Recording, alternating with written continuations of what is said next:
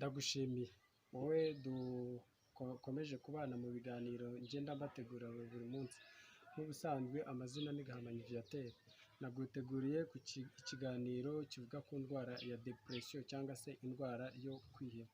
Ubusanzwe mu buzima bwa buri munsi tuba dukeneye kubaho twishimye. Ni ngombwa nubwo ibibazo bitajya bibura mu buzima, ariko ubundi umwanditsi w'igitabo yavuze ngo ibibazo kuri iyi si ntabwo bizashira. Umuntu icyo waba ufite cyose, ubutunzi waba ufite bwose, ni gakeya uzasanga umuntu atuje.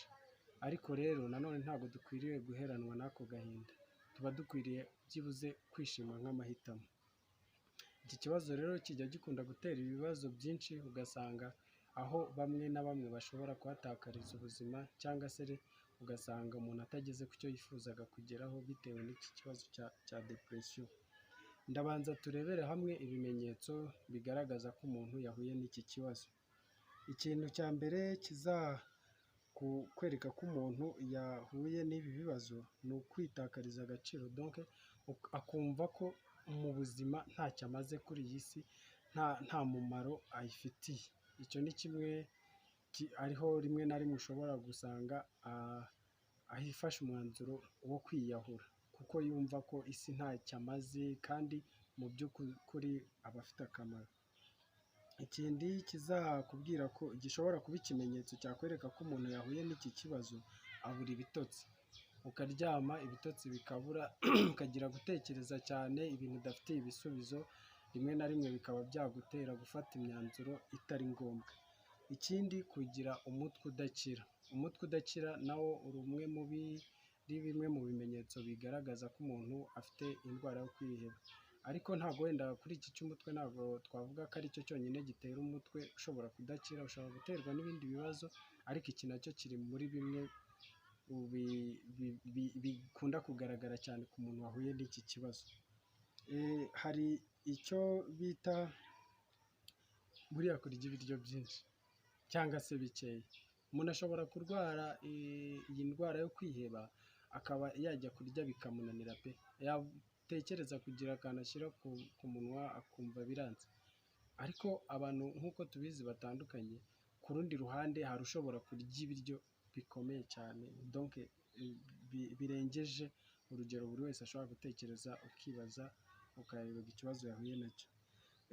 Hari ikindi, kubura, donc hakaba hari ibintu wakundaga, tuvuga urugero wakundaga gukina, wakundaga match, ariko icyo kibazo cyamara kukwataka ugatangira gucika intege mu bintu wari usanzwe ukunda. Bari basanzwe bakuzi ko muganira, bagatangira kukubona hari ukuntu wacitse intege, cyangwa nawe ukumva udakeneye kujya aho abandi bari.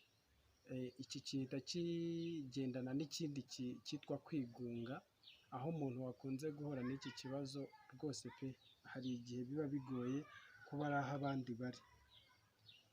Ikindi kimenyetso cyakwereka ko umuntu ashobora kuba yahuye n'iyi ndwara yo kwiheba, mu bitekerezo bye hakunda kwiganzamo kwiyahura, akumva nta wundi mwanzuro usibye kubura ubuzima.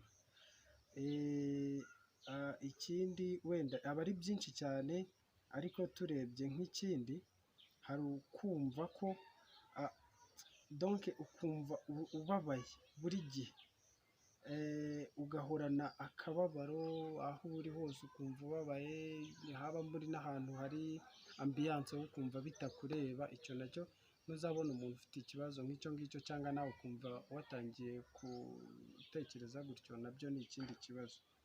Iyo turebye kuri ahangaha turavuga ku bibazo, ariko biba byiza turebeye hamwe kandi n'ibisubizo dushobora gushakira. Ahangaha turareba kimwe mu bisubizo cyangwa mu nama batanga ku muntu wahuye n'iki kibazo, hazamo kwirinda kuba uri ahantu ha wenyine.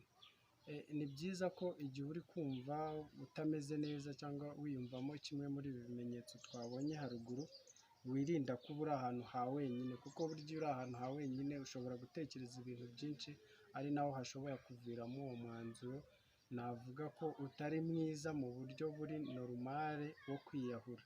ariko umuntu wageze kuri urwo rwego ntabwo twamubureyiminga kuko aba ari ikibazo nk'ibindi byose. Ikindi gisubizo cyangwa se indi nama wagirwa igihe wahuye n'iki kibazo ni ugufata ibintu ukabyoroshya. Tuvuge urugero, ushobora kuba ufite bizinesi, muri iyo bizinesi wenda tuvuge ko ushobora guhuriramo n'ibibazo wenda nka famiye ikaba hari ukuntu ikurwanya, cyangwa se ukumva ko abantu batagukunze mu buryo bumwe cyangwa se ubundi, ukabanza ukumva ko ibyo ari ibintu bisanzwe, nta muntu ubera mwiza abantu bose icyarimwe. Donc ukumva ko mu buzima nubwo uhuye n'ikibazo ariko atari ryo herezo ry'ubuzima, donc ukoroshya ibintu. Ikindi ni ukugerageza gukora imyitozo. Muri iyi myitozo nayo ishobora kugufasha kugabanya iki kibazo cyo kwiheba, kuko buriya iyo ukoze exercice sometime wumva n'umubiri uruhutse. Murabizi hari igihe uva mu kazi wananiwe, bishatse kuvuga ngo usibye n'icyo kibazo cya depression hari n'izindi ndwara cyangwa se ibindi bibazo ushobora kugira ukumva utameze neza, exercice ikaba yakubera umuti cyangwa se imyitozo ngororamubiri. Hari ikindi bakubwira igihe uri kubona uhuye n'ibibazo nk'ibi ngibi, aba ari byiza gukunda gutega amatwi cyangwa se ugakurikirana ibiganiro by'abandi bantu bashobora kuba barahuye n'iki kibazo. Tuvuge urugero, ushobora kujya kuri interineti, ikintu cyose ushyizemo bitewe na topic ushaka bakubwira amakuru, rimwe na rimwe bakaguha na témoignage z'abantu babashije guca muri ibyo bibazo. Ibyo nabyo biragufasha kuko iyo urebye, iyo ubaye ufite ikibazo ukumva ibindi bibazo abandi bagenzi bawe bashobora kuba baragize, hari igihe bituma wumva yuko cya kibazo cyawe atari we wenyine, cyangwa se ukumva atari cyo gikomeye, hari abandi bakurenzeho, ku buryo icyo nacyo gishobora kukubera imwe mu bisubizo byo kwirinda icyo kibazo. Nyuma y'ibyo byose bakugira n'inama kandi yo kuba wajya ku psychotherapy, donc umuntu ushobora kukugira inama kwa muganga mu buryo buri professional. Ni ukuvuga ngo buriya mu bitaro nk'uko tujya kwivuza malariya n'izindi ndwara, haba hari n'abantu bashinzwe counseling, ushobora kugerayo ukababwira ikibazo ufite bakaba bagufasha kukugira inama. Ikindi gisubizo gishobora gufasha umuntu uhuye n'icyo kibazo, biba byiza gushaka umuntu wisanzuyeho ukamuganiriza, kuko rimwe na rimwe depression kuko aba ari ikibazo gikunda gufata umuntu kikamuherana, ariko buriya iyo uganiriye n'umuntu ukamugezaho ikibazo ufite, ukamubwira buri kintu cyose, ubasha kuruhuka, kandi nawe ashobora kugufasha kuba yaguteza amatwi ubwabyo, ashobora no kukugira inama, kabone n'ubwo atakugira inama, iyo wabashije kubisohora hari ukuntu umutima wumva uruhutse, bikaba byakuviramo kuba icyo kibazo cyarangira. Nyuma y'ibi ngibi rero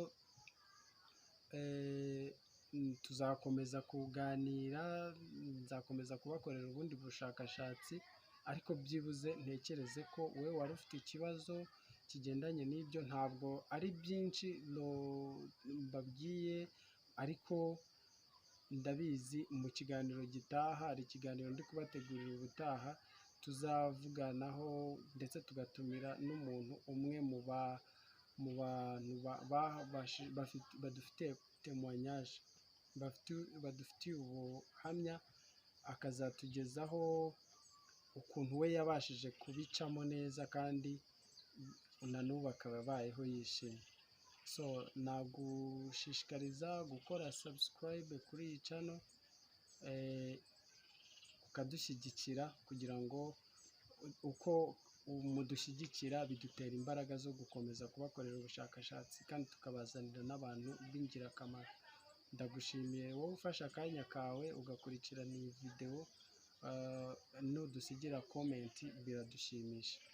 Murakoze cyane, nizere ko turakomeza kugira ubuzima bwiza buzira iyi ndwara yo kwiheba. Murakoze, ndabashimiye.